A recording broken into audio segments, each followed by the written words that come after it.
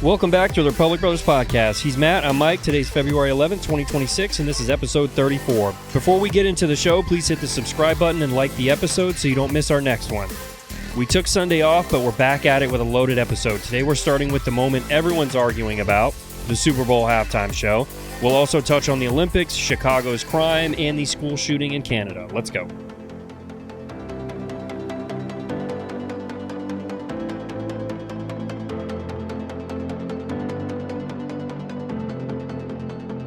Welcome back to the show, everyone. We did not record an episode Sunday due to our busy schedules, so we have a great episode for you today. Also, just a heads up, we will not be recording this coming Sunday either, so our next episode will be out next Thursday. Obviously, we want to start today's show with the talk of the town, and that is the Super Bowl halftime show. Now, I did not watch Bad Bunny's performance, but I've heard a bunch of things about it. I've seen several people say that it wasn't politically charged. Aside from everything that led up to it, that's good, I guess. But for every person saying that it was a good show and that it wasn't political, there's someone else saying that you're a racist if you didn't watch it. Now, here's why I didn't watch it, and it has nothing to do with politics. I don't speak Spanish. I don't understand it. I don't know any Bad Bunny songs. I would say the exact same thing if the performer was some German rapper that I've never heard of singing in German. It's not racist to not want to watch a performance that you won't understand. The Super Bowl is entertainment, and entertainment comes in all shapes and sizes. You're allowed to not like things and watch something else that you will like. We don't all like the same TV shows, and we don't all like the same music. Obviously, I've seen clips from the performance now, and from the clips I've seen, I think I made the right choice not watching it. Did you watch Bad Bunny, or did you watch the other halftime show, or neither? I watched about 12 seconds of each. You sit down, you watch the game, and halftime is the perfect time to get up and use the restroom, or refresh your drink, or get a bite to eat. Truthfully, I also turned the game off with 5 minutes left in the third quarter. It was kind of boring, so I moved on. As you said, I don't speak Spanish either, so I'm not going to sit there and watch and listen to something I don't understand. I do feel a bit vindicated today because my pre-Super Bowl comments about the NFL trying to grow the game, but not in the U.S., were true. I did see Bad Bunny called out to a bunch of South and Central American countries, and that was clearly the target audience. The NFL is so big in the U.S. already and has essentially saturated the market here, so the next logical step is other countries. That's why you're going to see a record number of games on foreign soil next season. Did you happen to see the social media post where that guy was going around asking the players who were playing in the Super Bowl what their favorite Bad Bunny song was? I didn't see it, but I'm going to guess most of them didn't have one. Most of them had no idea any of his songs. I think maybe there was 2 or 3 players that after thinking about it for 20 or 30 seconds were able to come up with a song. But the majority of them had no idea, said they didn't listen to him or didn't know any of his songs. Most of them probably don't speak Spanish. Yeah, exactly. You can't blame them. Yeah, I think this was definitely a marketing ploy from the NFL to get more outside viewership from the U.S. But I'm going to be honest with you. I don't think that the owners are going to be very happy about this, and I feel like they're going to have something to say about next year's halftime show. I don't think they will. The NFL is very greedy. That's why they're playing games on Christmas now. NBA used to rule Christmas Day, but not anymore. The NBA said they finally got greedy. No, they've always been greedy. They just didn't realize they could dominate Christmas too. You don't think they didn't lose enough viewership during the halftime show and enough people didn't just not tune into the game because of all the politics surrounding the game throughout the last several months? It might have hurt them in the U.S., but you don't know what the TV contracts are for the NFL and other nations. The U.S. will certainly be the largest by a large margin, but it might be worth it to them to grow the game in Latin America and use Bad Bunny and take a little bit of a hit now to potentially add hundreds of millions of people to your audience. I think that Turning Point did a good enough job taking away a pretty good share of the viewers, especially during the halftime show, that it should make the NFL a little nervous. Because let's not forget, Turning Point's halftime show had Kid Rock, Gabby Barrett, Lee Bryce, and who was the other one? I can't think of the last guy's name off the top of my head. I didn't watch it, remember? But yeah, unless you know country music very well, you wouldn't necessarily know who the three country artists were. And Kid Rock, let's be honest, he hasn't really been in the music game for a while. Like he's kind of outdated, not to sound, but imagine if they had more time to plan, especially now that they know that they can get millions of people to watch. If they start planning next year's halftime show a year in advance, and they can get some bigger names, and not even necessarily country stars, if they can get other musicians that are in all different genres, they might be able to take a much larger share of the viewers. They could, and they certainly didn't have anywhere near the cost to have their halftime show. No reason to think that if they don't like the performer next year, they could do the same thing again. Yeah, I think we'll see it again next year. I think Turning Point will put on its own show next year, and who knows what it'll do. All right, now that we got the halftime show out of the way, obviously we could talk about that for a lot longer, but this is not a sports show. Let's get started with our update segment. We'll touch on Minnesota first. Over the past week, tensions in Minnesota have cooled, but the protests are still active. As we mentioned in the last episode, roughly 700 federal immigration officers have been pulled from the area. Governor Tim Walz has indicated that discussions with federal officials suggest the operation could wind down soon, depending on continued cooperation between state and federal authorities. Not much has really changed in Minnesota. The only thing I really wanted to bring up here is if you saw the video of the protesters attacking one of their own, the guy that was in the truck, and they were yelling at him and throwing stuff at his truck. I did, but I didn't think he was one of them. I assumed he was a Trump supporter. He had an American flag. Generally, that's a Trump supporter. But for the politicians in Minnesota, it's all great news. Anything that's not about the fraud in their state is great news. Between ICE and the fraud in California, the attention is almost completely off Tim Walz and Ilhan Omar. Yeah, when I first saw that video of the guy in the truck, too, I thought the same thing. I'm like, oh, here we go again. They're attacking this guy in his truck because he's got an American flag and he's out protesting the protest. But nope, turns out he was one of them, and he was ploying with them, trying to tell them that he was on their side, and they're still throwing stuff at him. Well, they hate America, so the American flag told them that he wasn't on their side. Yeah. They can't listen to people and talk about it. If they talk, you'll realize their arguments don't hold up after 5 seconds of scrutiny. All right, that's pretty much all we had on Minnesota. Like I said, we didn't have a whole lot on that. I just wanted to bring that one thing up. Now to move on to our next update, and that is about the government shutdown. As we all predicted, Congress has not passed a bill to fund DHS yet, and we'd bet pretty good money that they will not come to an agreement by the February 13th deadline. Democratic leaders rejected the White House's latest offer, calling it incomplete and insufficient. Who saw that coming, right? I have no idea what it would take to get the Democrats to fund DHS. Keep in mind, DHS includes the Coast Guard, but I think for some of them, there's so much hatred for ICE, they won't accept anything. There are many Democrats who have openly called to abolish ICE, so I have a hard time believing they will agree to any funding package. There are some common sense Democrats, John Fetterman comes to mind, but there aren't many of them anymore. We went over the demands some Democrats had to fund ICE in the last episode, and they were all designed to slow ICE down and make the agency ineffective. That was the aim, but for all the Democrats out there, you can be happy knowing that when you win your next election, whenever that is, it will happen at some point, their president can do exactly what Joe Biden did and have ICE do paperwork rather than immigration enforcement.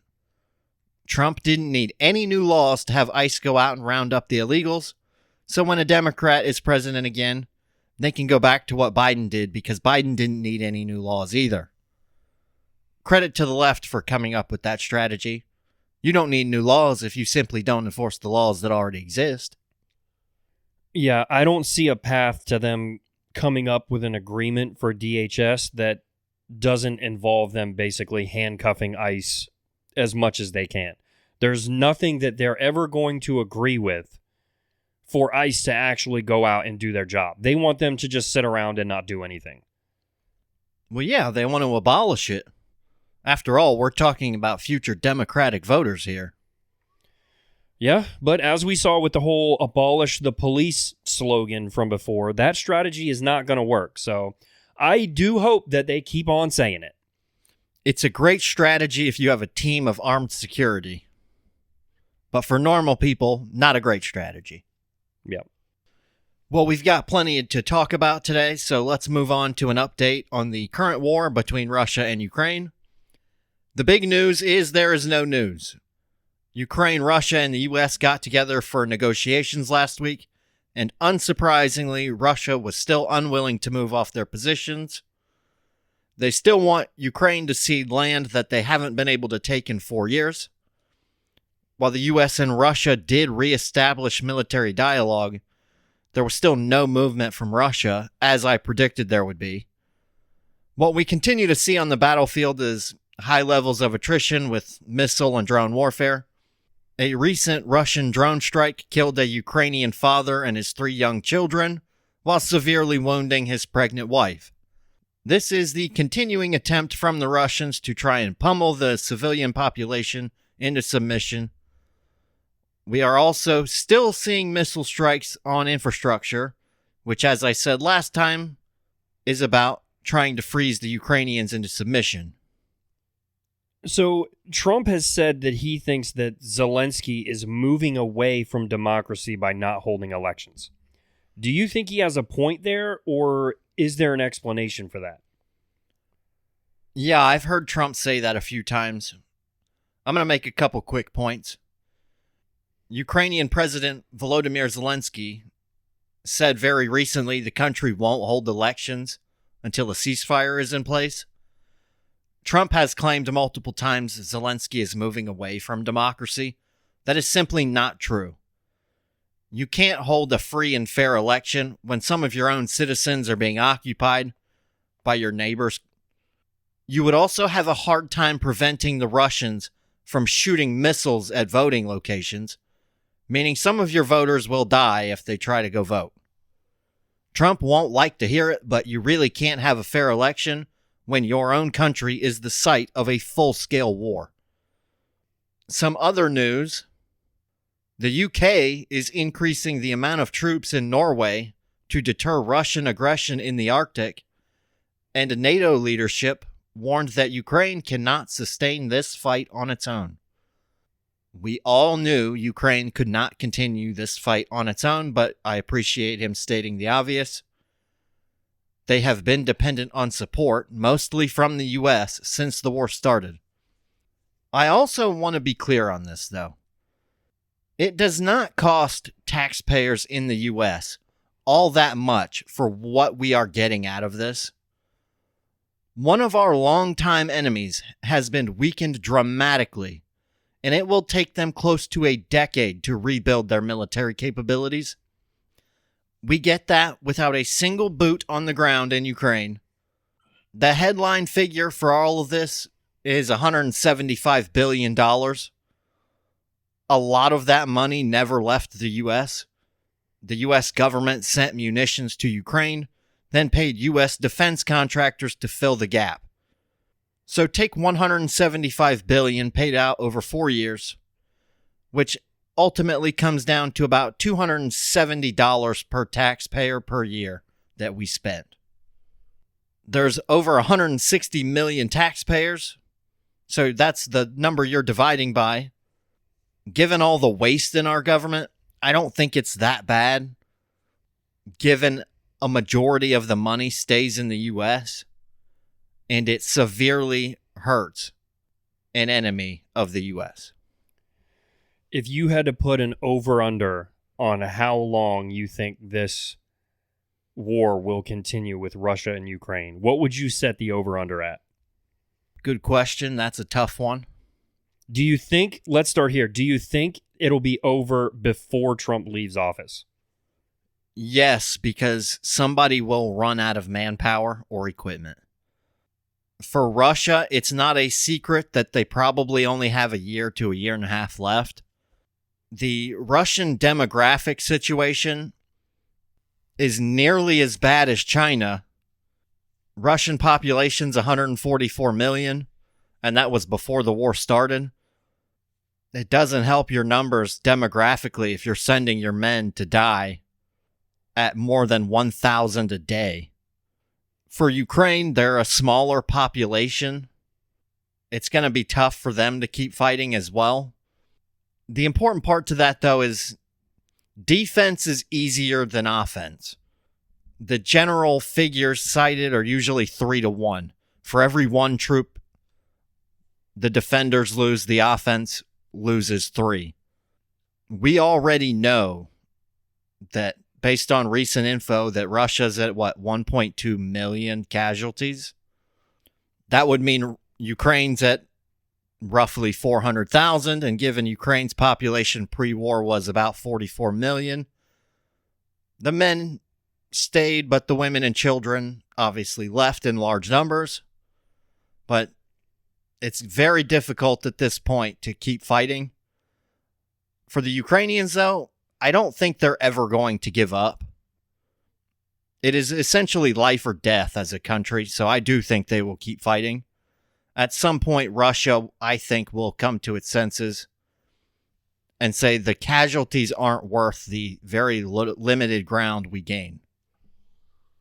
All right, well, now that we have our updates segment out of the way, obviously we'll have some more updates in the next episode about those few things. Let's move on to a little bit of sad news. I have some things to say about this.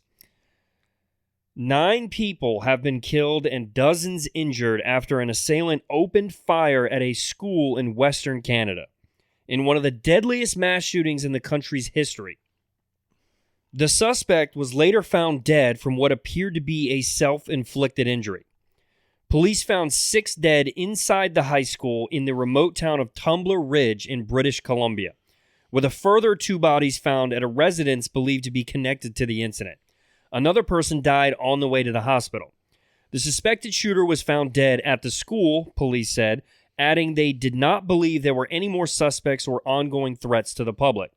An active shooter alert sent to people in the area described the suspect as a female in a dress with brown hair.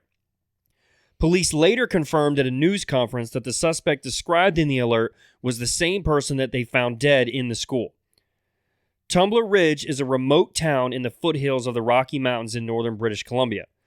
Tumbler Ridge Secondary School has 160 students in grades 7 through 12, roughly ages 12 to 18, according to its website. The school will be closed for the rest of the week, and counseling will be made available to those in need, school officials said. Now, Canada was sold a promise. Pass strict gun laws, and tragedies like this will stop. And yet, here we are. A 39-year-old teacher is dead. 3 12-year-old girls are dead. A 12-year-old boy and a 13-year-old boy are dead. And at the suspect's home, a 39-year-old mother and an 11-year-old stepbrother were also killed. Canada already has some of the strictest gun laws in the Western world. Registration, licensing, storage rules, seizure authority, expanded bans. If gun control alone were the answer, this would not have happened. Now let's look at the details. The 18-year-old suspect had no firearms registered in their name. Police had been to the residence multiple times over several years for mental health concerns. The suspect had previously been apprehended under the Mental Health Act. Police confirmed that past interactions involved weapons. 2 years ago, firearms were seized from the residence and later returned after a lawful petition. That is not a gun law failure. This is a system failure. Authorities knew there were mental health red flags. They knew there were weapons concerns. They had already seized firearms once, and somehow the system concluded that everything was fine enough to reverse course. At the same time, media coverage is bending over backwards to control the narrative around identity. Police say the suspect was born male, transitioned beginning at age 12, and identified publicly as female. Instead of having an honest conversation about severe mental health instability, documented over years, by the way, we're being told how the suspect chose to be identified. Like Brandon Tatum says, that is some bull sugar honey iced tea.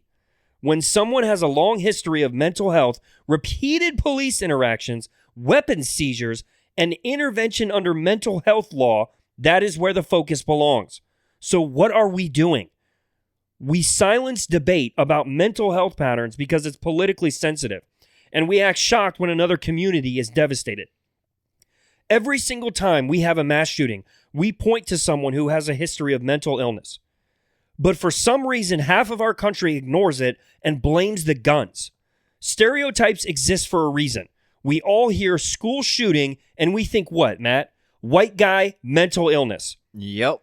That doesn't mean it's always true, but geez. Unfortunately, 6 children, a teacher, a brother, and a mother paid the price. These are always a difficult topic to discuss. You feel bad because, of course, innocent lives are gone.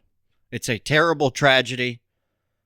Innocent people lost their lives, and many more lives were changed forever. It did not have to happen, and grabbing a gun and taking out innocent people does not solve any of your problems. I must say this part, though. This was not a woman. This was a biological male in a dress. He was transgender. When I saw the news and they said female, I was stunned because crime stats say 95% of school shootings are committed by males. Females do commit crimes, but not the same kind of crimes that males commit. And on the gun side, you are right. Laws don't stop people who don't care about your laws. There were more than enough red flags here, but it still didn't stop them. The bigger debate here should be on transgenderism, because that seems to be a root cause of a lot of these school shootings of late. We are going to have the conversation about transgenderism and mental health, because transgender people don't have good mental health. Yeah, there's a few things that stuck out to me here. And the first one is, like you said, this was not a woman. My wife and I were discussing this. She actually found this story first. I hadn't heard anything about it. So she brings this story up and she tells me that it was a woman. And my first thought was, what? Mine too. I couldn't believe it was a woman. That's incredibly rare. Yeah, like she kept saying, "Oh yeah, she and her," and they're saying it was a 18-year-old woman or whatever. And I'm like, that just doesn't make any sense. And then she gets a little bit further into the story and she goes, "Oh wait, here it is. It was a man who transitioned at 12 years old." And I thought, "Oh my God, seriously? 12 years old. That is the most shocking thing about this whole entire story. Started transitioning at 12 years old." But the media pushed that it was a woman to affirm their gender identity. And I'm sorry to anyone out there who thinks a child can choose their gender. Your children at 12 years old probably couldn't make themselves lunch. You think they can make long-lasting medical decisions? No, they can't. We might say a 12-year-old is smart, but we're comparing them to other 12-year-olds, not adults. Because if you compare to other adults, most of them are pretty stupid. Okay. Ben Shapiro himself said his 4-year-old was really smart. Compared to other 4-year-olds, not adults. He said his own kid was stupid compared to that standard. Yeah, this is just one of those things that you hate to hear it. But then the details come out and it just makes it even sadder. I don't know what parent. For me personally, if my 12-year-old comes home and says, "I think I'm the opposite sex," my first reaction, my gut reaction is not going to be to say, you're right. Yeah, at some point as a parent, you have to tell your kids the truth. You feel really bad for the victims here, but the part that gets me is something that I've thought about before. I would feel terrible if my parents had to bury me. If your kids went to school and didn't come home, I would be devastated for you. Like, I would feel awful. Yeah, that is honestly as a parent, I would say that is honestly the biggest fear as a parent is having to bury your children. Because it should not be like that. It should be the other way around. As much as it sucks to lose someone, to lose your children would be the most devastating thing I think you could ever go through. And to add on top of that, to carry the weight of having to bury your child if your child also took 12 other people with them, oh my God. Yeah, your kid's the school shooter, then everybody's going to remember that. What a terrible thing to be remembered for. And that's a stain that the whole family carries. Yeah, it's terrible. As we said many times, for your kid to come home and say, hey, I think I'm transgender. What is it that the left always says about racism? Is that you're not born with it, you're taught racism. Being transgender is the same thing. You grow up with influences, and those influences affect your life going forward. So when you indoctrinate your children and you let them listen to this transgenderism bullcrap, and then they think that that's what they are, that is you failing as a parent.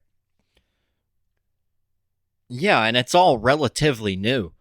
If you look at the data on transgenderism, there's basically no 70-year-old transgender people. No. It's only young people because that's when it started.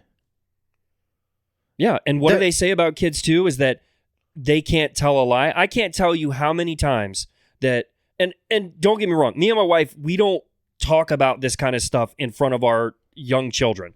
But when we're out in public and our young children see a man dressed as a woman, they look at us and go, that's a boy. Why is he dressed like that?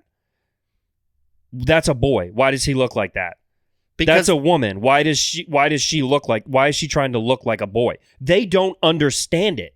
They also say, what's wrong with them? Yeah. Yeah. This is why transgenderism is in schools, because they want to infect their mind while they're young and easily confusable. There's nothing I can say when I go see my grandparents that's going to make them convinced they're the opposite gender, because for the last 65, 70 years, they've been man and woman. There's nothing I can say that's going to change that. Yeah. All right, let's move on here. Let's talk about Chicago. This is going to be real quick. There's a new report coming out of Chicago involving Mayor Brandon Johnson, President Donald Trump, and the crime numbers. Trump has been publicly claiming that federal crime crackdown efforts helped make Chicago safer. In response, Mayor Johnson pushed back on that narrative, saying that federal involvement, particularly from agencies tied to immigration enforcement, can actually increase tension in cities rather than reduce crime. However, during that same discussion, he acknowledged that Chicago has seen about a 30% drop in homicides, shootings, and shooting victims. Now, that's a huge drop. Johnson credits local initiatives, community investment, and city-led public safety strategies for the improvement. Donald Trump, on the other hand, argues that stronger federal pressure and law and order policies are what's driving the reduction, and says that crime could fall even further with more cooperation. So, Matt, is this local policy like Mayor Johnson is suggesting, or is this federal policy cleaning up Chicago? More than one thing can be true at a time. There's a lot of factors, but when you consider crime nationwide is down, it does kind of point to federal. Many cities saw their lowest homicide rates in decades, which indicates it's federal, not local. The other part that is local is the Chicago PD saw a significant increase in their homicide clearance rates, meaning they solved more cases and had more arrests, which reduces violence by getting repeat offenders off the streets. The claim by the mayor that a federal immigration crackdown caused crime rates to go up or led to an increase in tension is simply false. We are seeing it nationwide. When you know that your actions will have consequences, which could be jail or prison, you will think twice before you commit a crime because you don't want the punishment. Let's say you go to the grocery store tomorrow, Mike, and you fill your cart with the food you need for the rest of the week. Then you walk to the register and ask yourself, what would happen if you simply walked out without paying? If the answer to that question is nothing, people are far more likely to do it, right? Yep. If there's no consequence when you commit a crime, people are more likely to commit that crime. Yeah, this just seems like Mayor Johnson not wanting to give Donald Trump any credit. No, we can't give Trump credit. Never.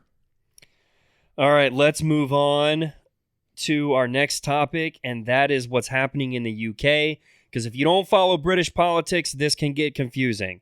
And as Matt told me pre-show, he has been waiting for this moment. You put the topic in here. Nuclear explosion incoming. All right, so the Prime Minister of the United Kingdom is Keir Starmer. He leads the Labour Party, which is the center-left party in Britain. Now, in just the last couple of days, 3 major figures inside of his government are either gone or on their way out. First, his chief of staff resigned. Then his communications director stepped down. And now the most senior civil servant in the entire UK government, Chris Wormald, is reportedly negotiating his exit. So what does that actually mean? In the UK system, the cabinet secretary is the top non-political government official. Think of him as the highest-ranking career bureaucrat, the person who oversees how government departments function and ensures that the prime minister's agenda is actually carried out. If he leaves, that's a big deal. Wormald has only been in the job for a little over a year, but reports say he's been under pressure for months. Some inside Starmer's circle allegedly viewed his appointment as a mistake. Critics are claiming that he wasn't aggressive enough in reforming the civil service or pushing through major changes. Remember, the UK operates under a parliamentary system.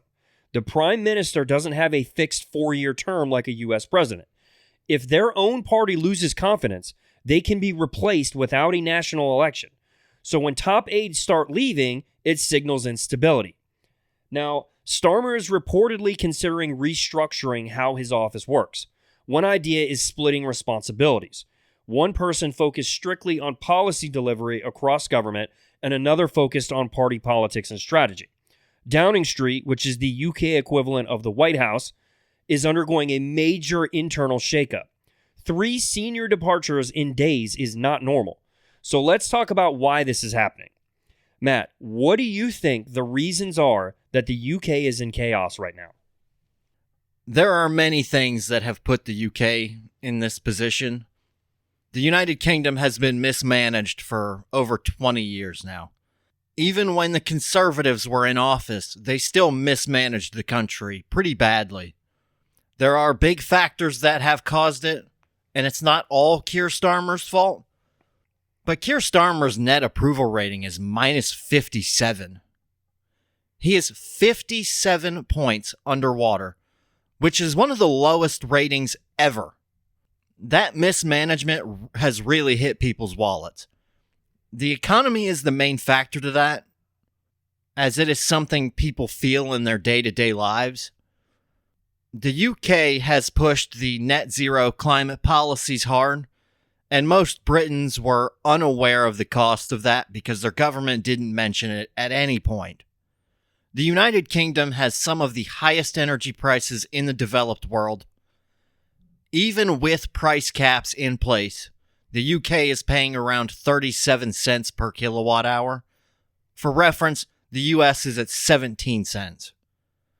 The UK shut down its own oil and gas platforms in the North Sea, then turned around and bought oil and gas from Norway, which got it from the North Sea. Because of the high energy costs, anything that needs energy shut down or moved to countries with cheaper energy. Jobs left the UK and they have not come back, causing people to be out of work, and that means there's less jobs in the country to compete for, meaning lower salaries. But when oil is expensive, everything is more expensive. A gallon of gasoline in the UK right now will cost you an average of $7.50 a gallon. Compare that to the US, which is under $3 per gallon. Gas and diesel are a factor in the price of everything. Diesel cars are more common in the UK, but a gallon of diesel is $8.50 compared to $3.70 in the US. The median household income in the UK is just under $50,000. People in the UK have woken up to the idiotic economic policies as well as the immigration policies. The low-end numbers on immigration for the country show they have brought in over 8.2 million immigrants in the last 10 years, with a total population today around 70 million. The high-end estimates place that number over 9 million. The people in the UK have been voting for less immigration for the last 15 years, but that did not matter. The government needed to bring those immigrants in to make it look like the economy was still growing. Voters in the UK realized they are poorer today than they were 20 years ago. The government thought they needed to bring in new workers to keep the economy growing, but it turns out their immigration policies were actually a net drain on the system. The immigrants cost more money in benefits than they paid in taxes. But if the immigrant comes in and makes $10,000, that is $10,000 you didn't have the year before, so you can call it growth. I'll give you an example so you can understand a bit how it works. Let's say, Mike, you and your kids live in a house and you make $100,000 per year as a household income. You have 3 kids, so we'll call it 5 people. That's $20,000 per person. That would be your GDP per capita. $100,000, the top line number, would be your GDP. Now, you love immigrants, so you decide, Mike, you're going to bring 2 of them into your house to live, but they only have a max earning potential of $10,000 a year, and that's what they both make. Your household income is now $120,000 a year. Are you wealthier? Nope. The top line number went up. The GDP got bigger. You make $120,000 household. Great news. But GDP per capita per person went down. That was the nationwide policy that brought in all of these people. There are many other issues. Let's touch on a few of them. Many people in Britain don't really know where Keir Starmer stands on big issues. But when things happen, they don't really like the results. And then there's the Epstein files. There's new outrage coming from someone named Peter Mandelson, who was the former ambassador to the U.S. and was a member of Starmer's Labour Party. Mandelson resigned, but we found out he shared top secret information with Epstein during the 2008 financial crisis. It was also revealed that he made many trips to Epstein Island, including after Epstein was arrested. Keir Starmer claimed he didn't know about that when he appointed him, but there's some information out there that indicates he might be lying. There are many things going wrong in the UK, and voters are all realizing their politicians didn't tell them the truth. So I got a couple questions here. So first of all, if both Conservatives and the Labour Party share blame, are there any specific policies that you think hurt the country the most? There's not one specific policy that hurt, but there are clear decisions made and direction changes that they took that clearly hurt. The deindustrialization and the net zero policies have been devastating. There were austerity policies after the '08 financial crisis that cut government spending, which really slowed economic growth more than expected, and it strained the NHS as well as social programs. There was a push for home ownership in the UK over affordable rental units, but with regulations that limited new home construction, that resulted in housing being seen as unaffordable today by many young people. The price of housing skyrocketed in the UK, so most people's sentiment is correct. And last but certainly not least was Brexit, where the UK voted to leave the European Union, with no plan in place for what they would do after they left the EU. Leaving the EU resulted in many things getting 15 to 20% more expensive overnight. Food, clothes, electronics, cars, medicine, just to name some of them. The price went up overnight. Now, you mentioned gas prices too. So with gas at $7.50 and diesel at $8.50, how much of that is tax versus global market forces? 40 to 50% of the total price will be taxes. It'll depend on the price of oil, but you essentially take the price for the gas after it's been mined and refined. You add a fuel duty, then you add a 20% value-added tax on top of that. Yes, you charge the value-added tax on the fuel duty as well. It depends on the price of oil, but it can be as much as 50% of the price of a gallon of gas. Mike, could you imagine if gas was $7 here? That would be nuts. So how does that compare to the taxes on our gas here in the U.S.? Taxes on gas in the U.S. are a fixed rate, so the cheaper gas gets, the less you pay in taxes. You typically will pay in the mid-30s per gallon. So if you're looking at $4 for a gallon of gas, you're looking at like 50 cents in taxes. $3 a gallon, still going to be around 50 cents, but the percentage would be higher.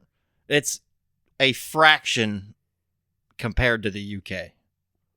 Now, you mentioned the median income of $50,000. How is the average family feeling in the UK? How squeezed are they feeling only making $50K a year? Especially when gas is $8 a gallon. In a recent survey done, 55% said 2025 was financially difficult. Many households have had to adjust their way of living. About 1/3 of households said they had difficulty covering energy costs. The average person is feeling it right now, and that's why Starmer is under so much pressure. Now, you brought up immigration as well. Are the people in the UK complaining about immigration the same way that the US is, whether for or against deportations? Do they want people to keep coming in, or do they want to start sending people out? Whichever way that goes, are they protesting about kicking people out or protesting about letting more people come in? There have been a lot of protests in the last year or so, and it is not about bringing people in. It's about getting rid of them. Imagine that. The people in the UK have been voting for more strict immigration policies for the last 15 years. It just doesn't seem to matter what party is in power. It just never gets done. There are so many laws and regulations in the UK that make it difficult to deport anyone. Then you add on top of that, you have the bureaucrats who feel the nation needs the immigrants so the economy grows. So they keep bringing them in. There are a lot of people struggling. So how do you think the British person feels when they look out the window and they see an illegal immigrant walking into the really, really nice hotel and it won't cost them a dime and they also get free food and free healthcare? Yeah, I'd be pretty pissed about that. Not gonna lie. As we are here. We saw it last year, early in the year, I believe it was. They were housing the illegal immigrants in the rural hotels, but the rural people were ticked off because they're struggling and the illegal immigrants are living for free. So they went and protested. So they moved all of the illegal immigrants into the 5-star hotels in downtown London. And people still showed up to protest them. You always have the counter-protesters who say we should welcome them and there's no such thing as borders, but the average person in the UK is really feeling the squeeze. The UK really needs to reverse course, otherwise they will no longer be an ally of the United States. We have talked about immigration many times. In the US under Biden, we were bringing in illegal immigrants from all over South and Central America. There were some from other countries, China, for example, but at lower rates. The UK is bringing in people from Pakistan and Afghanistan not people who share their way of living, not people who share their cultural values. The average British family only has one kid, while they bring in people who don't share their values, who have 6, 7, or 8 kids. If they don't fix it, they're going to be replaced. If they're replaced, they will no longer be an ally of the United States. We aren't close to that yet, but if they don't get on it, it will happen eventually. Well, while we're talking about world news, let's talk about the Olympics a little bit. Now, I want to talk specifically about some of the athletes that are representing the United States in the Olympics. Let's start with Hunter Hess, who said that wearing the U.S. flag doesn't mean he represents everything that's going on at home. Chris Lillis said he feels heartbroken about the state of the country. And Amber Glenn talked about the challenges facing the LGBTQ community. That's just a few of the comments that have been made, and here's my take on it. You're at the Olympics. The whole point of being at the Olympics is representing your country. Some people work their entire lives to represent the United States of America in the Olympics. And that just doesn't go for us. That goes for every country. Has no one ever seen the movie Cool Runnings before? That was the whole point of the movie, is them getting to represent their country. On top of that, do you hear anyone from any other country complaining about their home in front of the cameras? Even the people from terrible countries with terrible conditions are proud to be there, and they're proud to wear their country's flag. You can criticize your country, but there is a time and a place.